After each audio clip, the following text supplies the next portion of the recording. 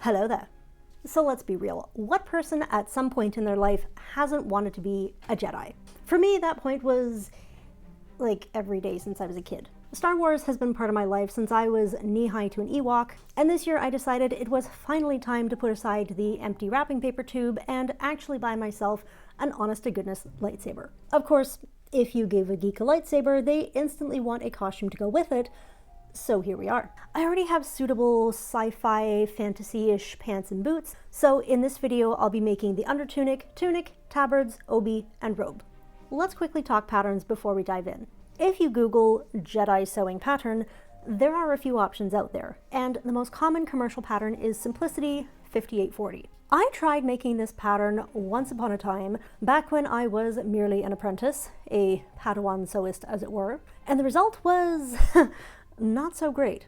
And even now, I have my reservations about the tunic pattern. The arm side is cut really large and low, which you would think would give you more mobility, but it's actually the opposite effect and makes upper arm movement more restricted, as well as adding bulk in the general underarmy area. So I won't be using the tunic part of the pack, but I will be using the robe. There are a ton of self-drafting resources for Jedi robes, and I was originally planning to just follow along one of those. However, when I actually looked at the steps, I realized that a lot of them don't have a seam at the top of the shoulder, which basically means you're cutting the front and back together in one long piece, requiring about double the fabric you'd think you need. Some tutorials were actually calling for like 10 yards of fabric for the robe, which if you're a tall person and you want to follow those tutorials and you want a super long, trained, draping on the floor robe, yeah, you'll probably need about 10 yards of fabric. However,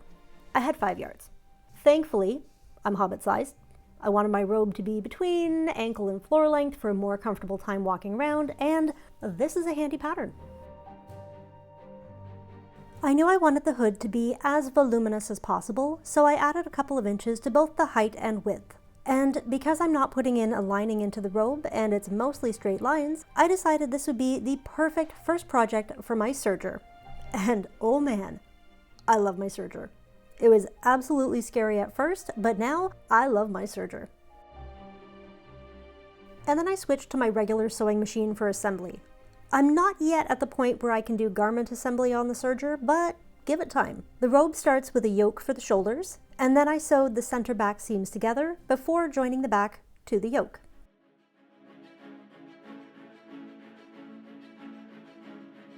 Then the front pieces get added to the yoke.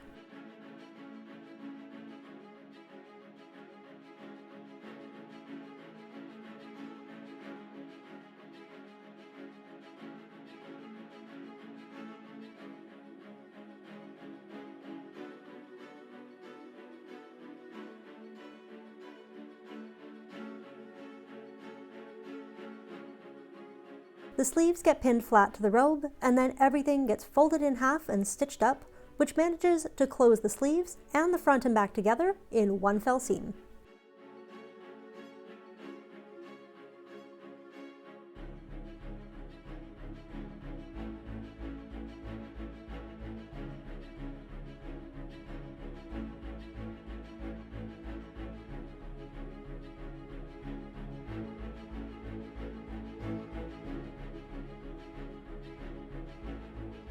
Before adding the hood, I finished off the center front edges with whip stitches.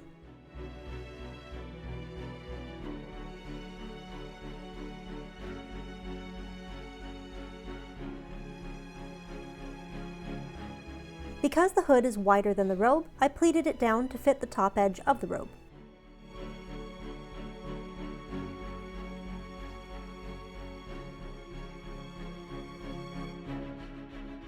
And finished off the seam edge with a bit of leftover fabric.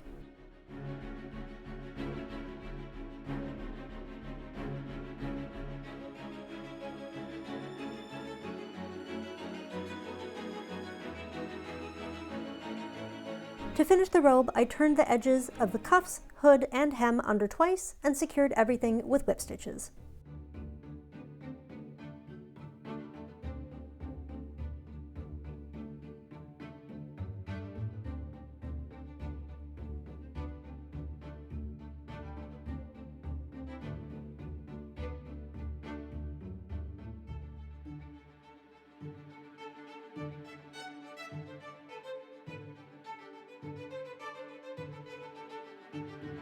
Now on to the under tunic.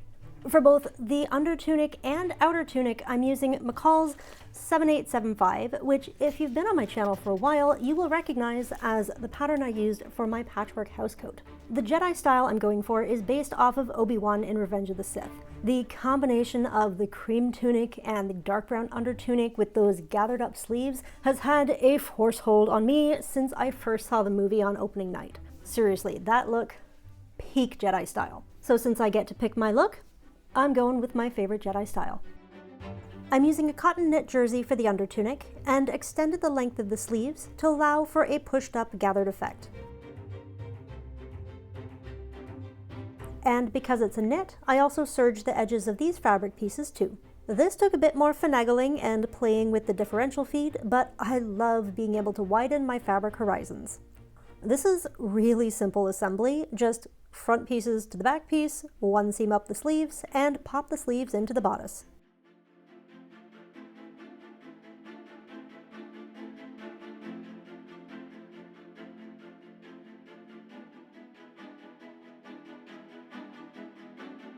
I didn't want the serged edges to show on the cuffs and center front, so I fold the edges under and finish them off with a herringbone stitch to hold them down but still allow for a bit of give.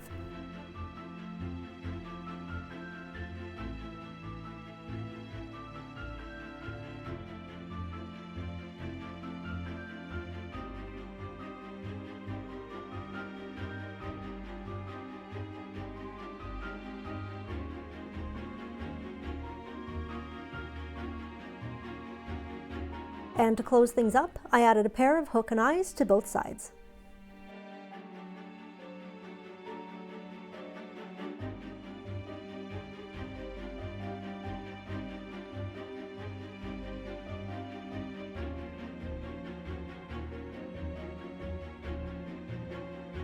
Time for the tunic.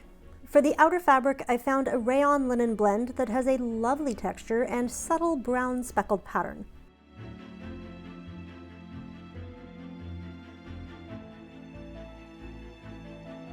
Because this fabric is really lightweight, I also bought a fantastic cream-colored satin to give more structure to the garment.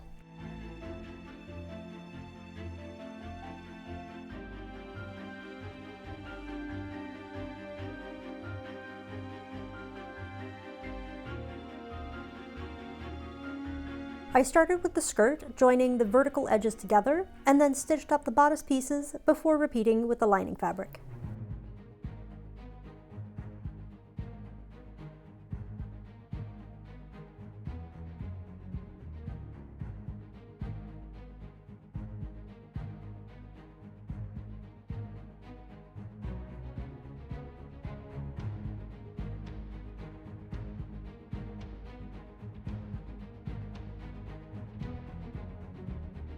And then the skirt pieces can get joined to the bodice pieces.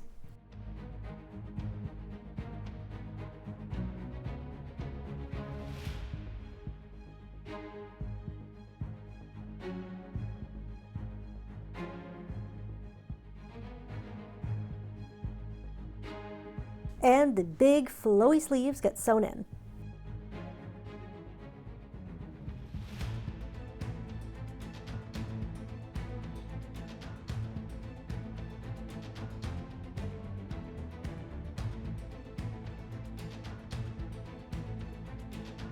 Then I put the lining and outer fabric together and joined them by hand with whip stitches. Could I have finished this tunic in less than 12 parsecs if I had done the modern bag lining method of putting them right sides together, stitching almost all the way around, and turning it right side out? Absolutely.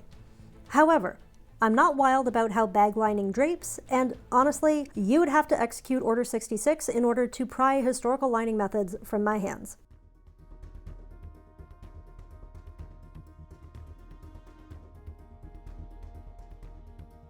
For the inner closure, I used some leftover twill tape from my stash and put ties at the inner waist seams.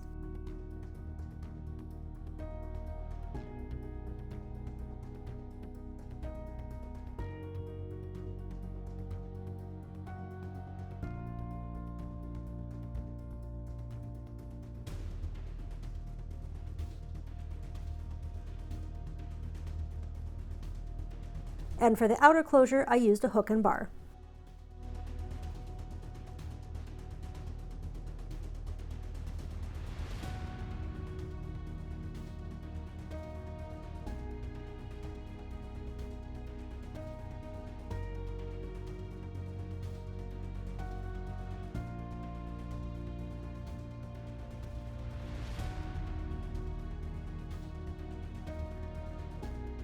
We're nearing the end of the saga, and we just have 2 more pieces to make, the Tabards and the Obi, which is the wide fabric belt. The belt I self-drafted as just one big long rectangle, and for the Tabards, I referred to Fresh Frippery's blog, which is a fantastically thorough guide to making a Jedi costume. This part was really easy. I stitched around 3 sides of all the tabard pieces before trimming them down, flipping them right side out, and pressing them flat. The tabards are the outer fabric and lining fabric, although to avoid the slippery effect of the satin, I'm actually using the wrong side of the fabric facing out. And the obi is just a long rectangle of the outer fabric folded in half.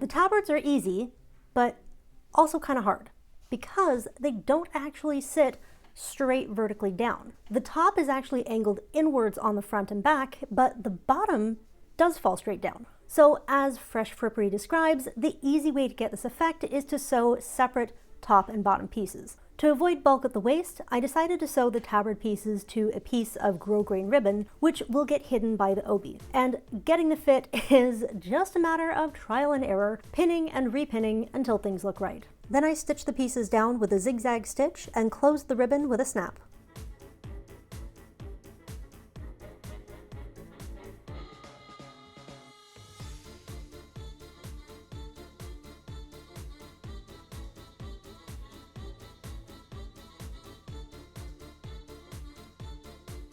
Going back to the obi, I flipped it right side out and finished the open short edge with whip stitches before adding a pair of snaps.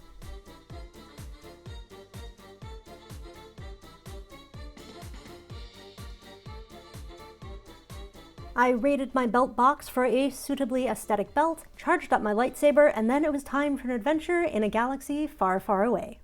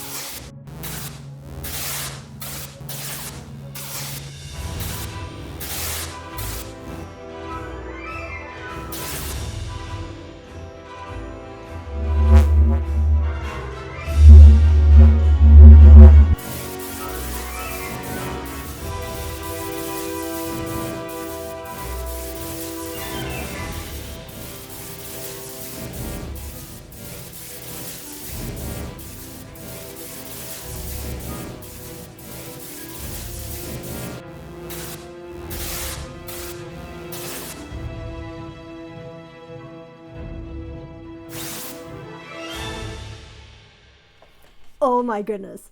I cannot begin to tell you how awesome this project is. I did an immediate try on of the whole look as soon as I put the last stitch in the obi, and let me tell you, seeing it all together, I was happy dancing all around the house. This turned out so unbelievably cool, and my inner child is so happy. I always say that the projects I pick for this channel are outfits and costumes that make my inner childhood / teenage nerd self delighted. And I think if I had a time machine to go and meet my younger self, she would go absolutely gaga over this. I am an adult.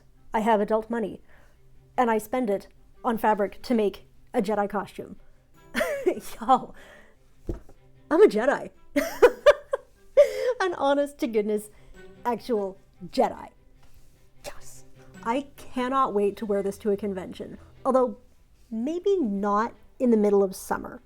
Between the under tunic long sleeves and the tunic long sleeves and the robe with its long sleeves, this is a warm costume. It's really warm, but it's awesome and I love it and I'm gonna wear it all the time now. I don't know where, but I am. So if you enjoyed this saga into geeking out, I encourage you to use the Force and hit that like button. And if you want to see more videos like this, please consider subscribing. If you'd like to support future fandom adventures, I do have a Ko-fi page. And for more geekery meets history sewing adventures, see you soon, I will. Oh, cut.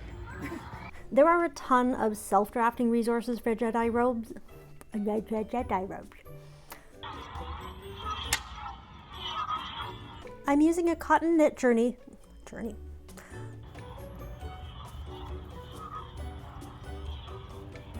then he just awesome. Oh, that's so cool.